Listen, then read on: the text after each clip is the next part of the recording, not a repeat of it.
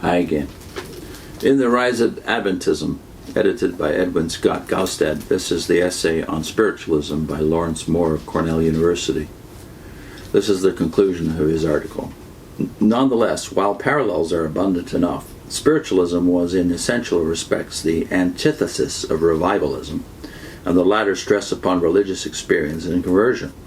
Spiritualism led away from the enthusiastic pietism so evident in the cities and towns of western New York and elsewhere in the antebellum period. And as an independent religious expression, it rejected outright the evangelical Protestantism that furnished the theology for the region's revivals. Men and women who embraced spiritualism as a religion knew nothing of the sovereignty of God, the depravity of man, or the doctrine of sanctification. They were reformers of the human soul who waited upon time rather than prayed for divine grace. The fires of enthusiasm in spiritualism were out, and regeneration was gradual rather than instantaneous. Moreover, although spiritualism was popular in rural areas, it found immediate urban strength in New York City, Boston, and Philadelphia. Urban partisans of the movement gave it whatever consolidation it had, and the publicity that multiplied spiritualism's nominal believers far beyond those who cared about the movement as a religion. In the cities, spiritualism exerted its greatest influence on American religious thought. When Octavius Brooks Frothingham and Francis Ellingwood Abbot in 1865 led a group of religious radicals out of the National Unitarian Conference to form the Free Religious Association, a number of spiritualists gravitated into their camp. Frothingham and Abbot left the Unitarian Conference over a provision in the Unitarian Constitution that committed the denomination to the Lordship of Christ. Their conviction that traditional Christianity was unprovable and hence irrelevant to the modern scientific world was precisely what spiritualist publications had been arguing in the preceding decade. Neither Abbot nor Frothingham knew exactly what to make of their spiritualist supporters. They shared with them a viewpoint that rejected creedal bondage, stressed man's moral and rational powers rather than his sin, emphasized God's immanence in the world, and separated the meaning of Christ from the cross. Abbot thought spiritualist demonstrations a crude approach to the problems of a future life, and Frothingham saw great remnants of superstition behind spiritualism's scientific pretensions. And yet, spiritualists were generally a good sort of people, since they were free-thinking, liberal, and enemies of prejudice. This is according to Frothingham. The Index, the journal of the Free Religious Association, kept itself open to spiritualist correspondence, and Robert Dale Owen served as a vice president of the association.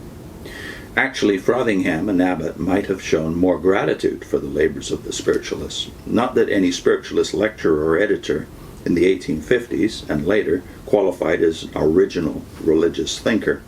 What there was of spiritualist theology was liberal, in fact radical, but it was derivative, and its intellectual roots were varied and contradictory. The theological revision that it fed had its roots in the 18th century. Religious liberalism could have made its way in the 19th century without the help of spiritualism, just as it could have made its way in the 19th century without the help of Charles Darwin. Nonetheless, spiritualism did, as a matter of fact, play a significant part in the progress of liberalism, and no one has emphasized its influence properly.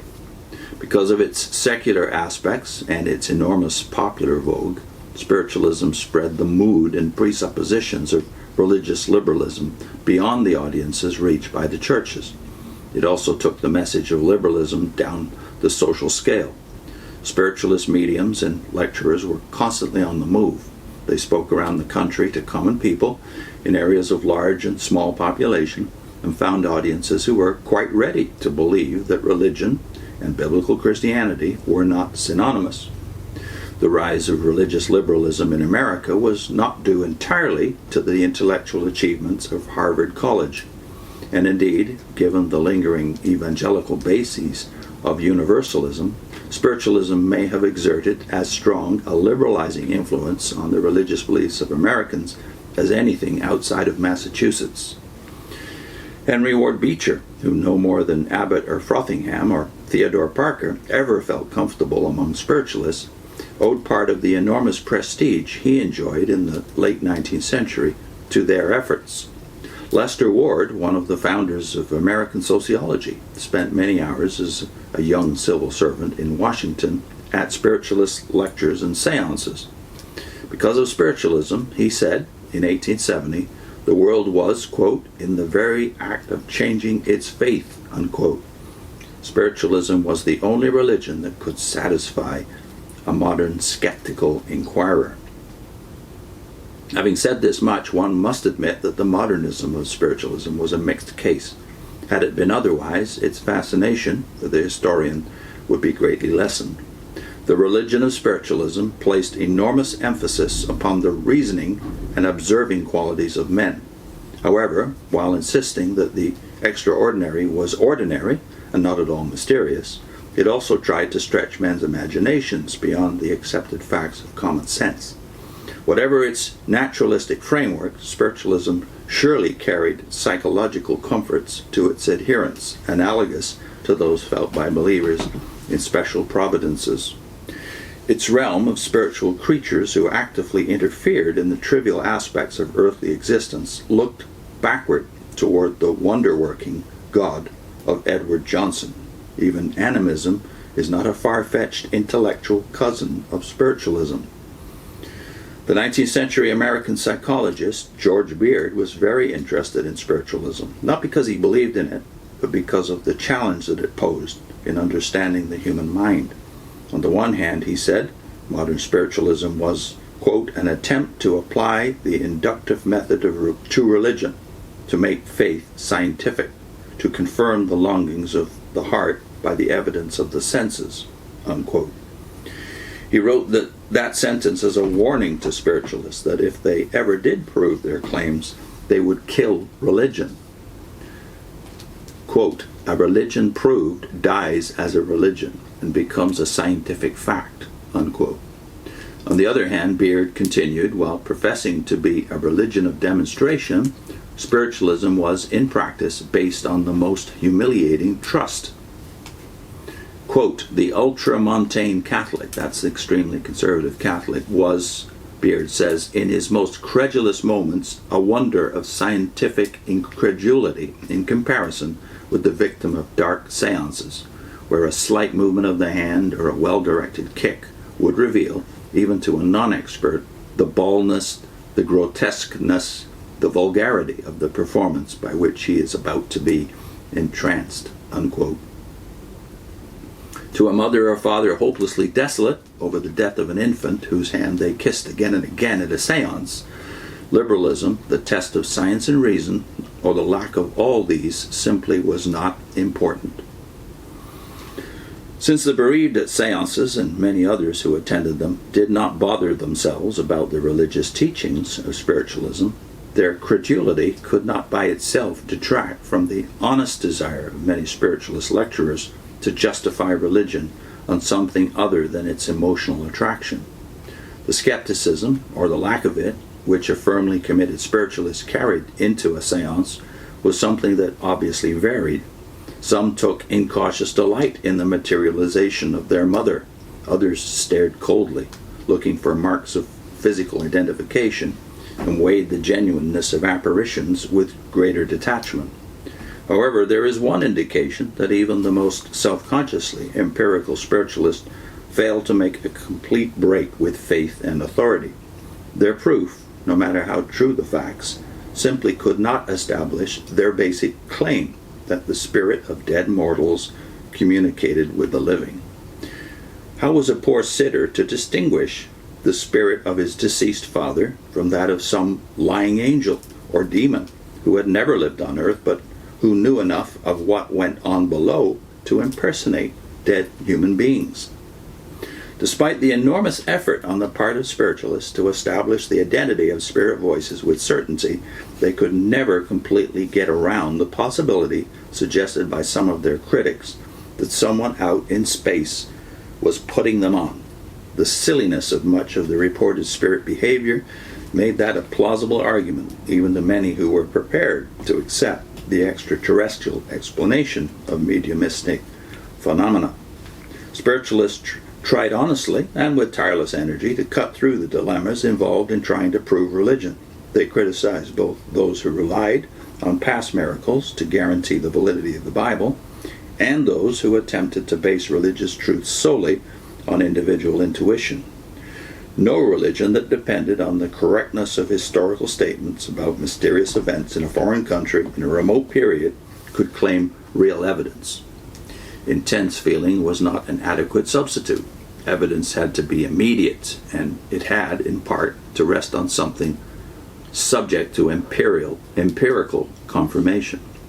However, while the summoned spirits satisfied both criteria, mediumistic trances were not the same thing as mystical illumination, and spirit messages did not relay reliable revelation. Spiritualists had, they thought, all the evidence that a reasonable man could expect, lacking, however, the certainty that can only come through direct contact with God. They could not be sure what it proved. A rational religion with necrophilic overtones could not have failed to generate some excitement in America. Moreover, spiritualism did not demand very much. Nothing better summed up its appeal than the brief message from the spirit of one John Hubbard, quote, "The yoke of spiritualism is easy, and the burden is light, and ye who wear it may find peace in believing and joy in receiving, if ye will cease to do evil and learn to do well," unquote. The non-onerous quality of spirit belief was an appropriate enough complement to the secular concerns of mid and late 19th century America, but it was not enough to sustain a religious movement. In a plain talk to and about spiritualists, Dean Clark summed up the result of their trying to build a religion without at the same time sacrificing something to a church. Quote, "So soon as they become satisfied that there is no death, no eternal hell, no angry God to appease, or vindictive and seductive devil to escape from, so soon as their fears have been quieted, and they are required to make effort and use time and means to bring these facts and truths before the world, their zeal falls below zero." End of quote. Among liberal clergymen, spiritualism continued to find individual supporters. In the 1890s, Minot J. Savage, who preached to a large Unitarian congregation, or large Unitarian congregations in Boston and New York City, and R. Heber Newton, whose heterodox views outraged his Episcopalian brethren in ways that foreshadowed the career of Bishop James Pike, became believers in spirit communication. In the early part of the 20th century, Douglas Clyde Macintosh of the Yale Divinity School explored spiritualist claims in hopes of finding support for his own efforts to make religion an empirical science. Despite this interest, spiritual philosophy ceased to have a significant influence on American religious thought sometime around 1875. Spiritualist circles did not necessarily diminish in number, and its powerful ecclesiastical enemies continued to take spiritualism seriously until the end of the century. On the other hand, by the mid-1870s, spiritualists had clearly failed to get the scientific approbation which they so desperately needed. They could tick off an impressive list of sympathetic European scientists, but their comparable American list in the last quarter of the 19th century remained short, and with one exception, undistinguished. In the 1870s, newspapers successfully exposed a number of prominent mediums. The only nationalist spiritualist association fell apart under the leadership of Victoria Woodhull, and Madame Blavatsky drained off spiritualist support into her occult Theosophical Society. While the pioneer leaders of spiritualism died, recanted, or retired from the lecture circuit, America settled for a more respectable version of revised Christianity. And that's the end of the chapter on spiritualism by Lawrence Moore. The next chapter is on millennialism, and it's written by one of the experts on fundamentalism in America, Ernest Sandin. Put in a link to our series, a short series of videos on slaves of men, 5 characteristics of cultic groups.